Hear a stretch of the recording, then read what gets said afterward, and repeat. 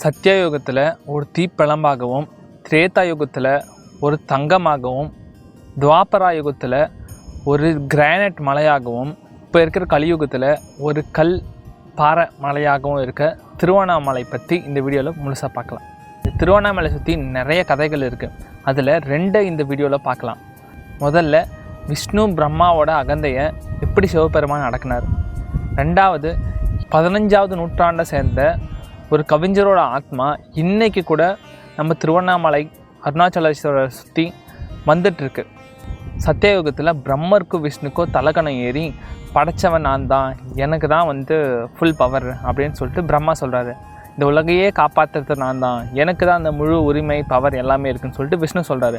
இவங்க 2 பேரோட அகந்தையை அடக்க சிவபெருமான் ஒரு தீப்பழம்பாக காட்சி அளிக்கிறாரு. பிரம்மாவை முடியையும் விஷ்ணுவை அடியையும் தேட சொல்கிறாங்க. விஷ்ணு வராக அவதாரம் எடுத்து அடியை காண போகிறாரு.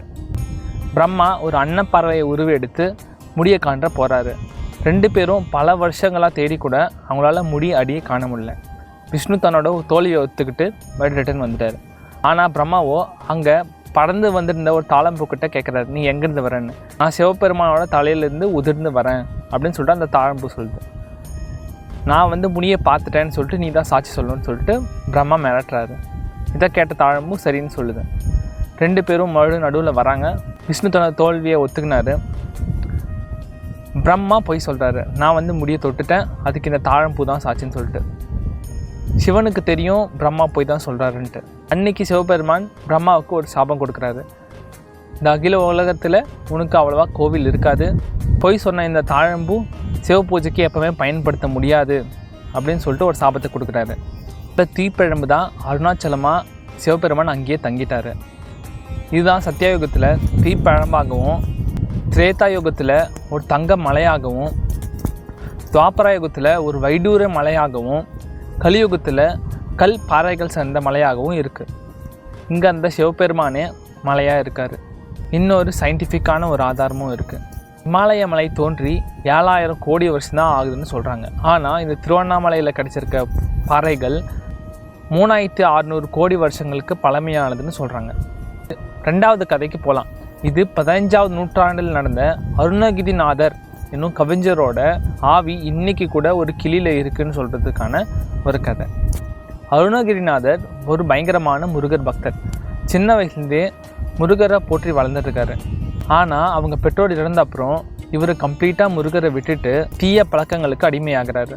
தண்ணி அடிக்கிறது, பெண்கள்கிட்ட போடுறதுன்னு சொல்லிட்டு எல்லாத்தையும் பண்ணுறாரு. இதுதான் கண்டினியூவாக பண்ணிட்டுருக்காரு. இதனால அவங்க அக்கா கிட்ட போயிட்டு மறுபடியும் காசு வாங்கிட்டுருக்காரு. அவங்க அக்காவும் அவங்களுக்கு ரொம்ப பிடிச்ச தம்பி, ரொம்ப ஃபேவரட் தம்பினால அவங்க அக்காவும் கண்டினியூஸாக காசு கொடுத்துட்ருக்காங்க. ஆனால் காசு இல்லாத காரணத்தினால உனக்கு என்ன உடல் சுகம் தானே வேணும், எனக்கு ஏன் கூட படு அப்படின்னு சொல்லிட்டு ஒரு நாள் கோவத்தில் கத்திடுறாங்க. இதை கேட்ட அருணகிரிநாதர், இதை விட நம்ம வாழ்கிறதுக்கு தகுதியே கிடையாது எனக்கு அப்படின்னு சொல்லிட்டு திருவண்ணாமலையில் இருக்க 3வது கோபுரத்தின் மேலேருந்து குதிக்க போகிறாரு. அங்கேருந்து குதிச்சிட்டாரு. ஆனால் அங்கே தான் முருகப்பெருமான் காட்சி அளித்து அவரை காப்பாற்றுறாரு. அவரை காப்பாற்றி முக்தை தரு அப்படின்னு சொல்லிட்டு வரத்தை கொடுக்குறாரு. அன்னைக்கிலேருந்து முருகப்பெருமானுக்காக 16,000 பாடல்கள் அவர் எழுதியிருக்காரு. இதை பார்த்துருந்த அந்த பகுதியை ஆட்சி செஞ்ச ராஜா அவரை அவைக்கலைஞராக மாற்றுறாரு. அந்த மன்னரோட பேர் பிரபுடதேவ ராயர். அந்த பழைய அவைப்புலவருக்கு அருணகிரிநாதரை பார்த்தா சுத்தமாக பிடிக்காது. அந்த அவைப்புலவருக்கு எப்போ காளியை கூப்பிட்டாலும் அவங்க காட்சி அளிப்பாங்க. நான் தான் பெஸ்ட்னு நிரூபிக்க அவர் எல்லாரையும் கூப்பிடுறாரு. அங்கே காளியும் கூப்பிடுறாரு. ஆனால் காளி வரல. அவருக்கு பழைய அவைப்புலவருக்கு ரொம்ப அசிங்கமாக போச்சு. அதுக்கப்புறம் அவர் அருணகிரிநாதரை கை கட்டுறாரு. நீ தான் பெரிய முருக பக்தராச்சே, முருகரை கூப்பிட்டு வராரா பார்க்கலாம் அப்படின்னு சொல்கிறாரு.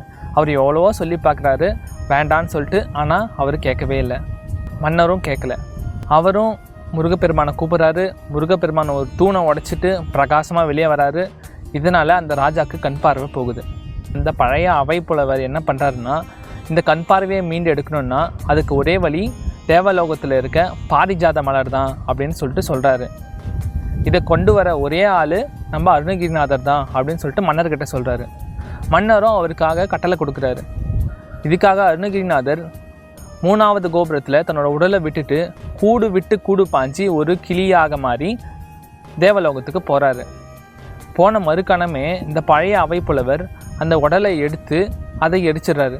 அருணகிரிநாதர் திரும்பி வந்து அந்த மலரை கொடுக்குறாரு. ராஜாவுக்கு கண் பார்வை கிடைக்கிது. ஆனால் இவர் போய் தன்னோட உடலை தேடி பார்க்குறப்போ அந்த உடல் ஆல்ரெடி எரிக்கப்பட்டிருக்கு. அதனால தான் இன்னைக்கு வரைக்கும் அந்த கிளியோட ஆத்மா திருவண்ணாமலையிலே சுற்றிட்டுருக்கு. அதுவும் 3வது கோபுரத்திலே சுற்றிட்டுருக்குன்னு சொல்கிறாங்க. நீங்கள் போனால் கூட பார்க்கலாம், 3வது கோபுரத்தில் ஒரு கிளியோட சிலை செஞ்சு வச்சுருப்பாங்க. நீங்கள் திருவண்ணாமலைக்கு போயிருந்தால் அந்த கிளியை பார்த்துருக்கீங்களா? மறக்காமல் கமெண்ட்டில் மென்ஷன் பண்ணுங்கள். மற்ற இடங்களில் சிவபெருமான் ஒரு லிங்கமாகவோ இல்லை ஒரு கோவிலில் ஒரு சிலையாகவோ காட்சி தரலாம். ஆனால் இந்த திருவண்ணாமலையில் அந்த மலையே சிவபெருமானாக காட்சி தர்றாரு. இங்கே கோவிலுக்கு போகணும்னு அவசியம் இல்லை, திருவண்ணாமலைக்கு போனாலே அவரோட ப்ரெசன்ஸை ஃபீல் பண்ணலான்னு சொல்லிட்டு சொல்கிறாங்க. நீங்கள் என்ன சொல்கிறீங்க? மறக்காமல் கமெண்ட்டில் மென்ஷன் பண்ணுங்கள்.